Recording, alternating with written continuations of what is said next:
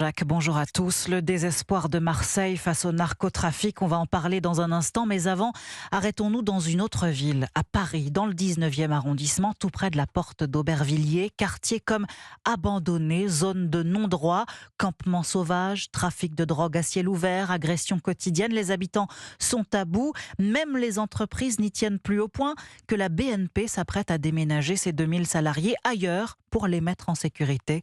Reportage à 2 pas de la station RER Rosa Parks, Cyril de la Morinerie. Dans ce quartier parisien à la frontière avec Aubervilliers où les vols, agressions verbales ou physiques sont quotidiens, le climat est anxiogène. En plein après-midi, les rues sont quasi désertes. Christophe, salarié de la banque BNP Paribas, n'est pas rassuré. Surtout le matin de très bonne heure. Quand on vient, on est un petit peu dans l'insécurité et on fait attention où on marche, quoi. Méfiant et surtout soulagé que la banque déménage et quitte le quartier. Malgré la présence de vigiles et de rondes de police, l'insécurité augmente en flèche ici, confirme Saturne, responsable d'une supérette. Il y a déjà eu des agressions, même juste devant notre entrée, etc.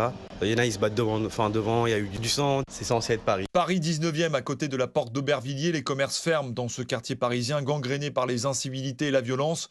Quant aux habitants, ils ont peur de sortir de chez eux en raison de la présence de dealers, se désole Marilène. C'est du racket en fait, ils nous importunent sans arrêt, donc avoir toute cette déchéance humaine, psychologiquement c'est difficile quand même. Si les habitants souffrent de cette insécurité, 2000 salariés de la BNP Paribas, eux, ont plus de chance. Ils vont dans les prochains mois déménager à Nanterre et Levallois pour retrouver calme et sérénité. Cyril de la Morinerie.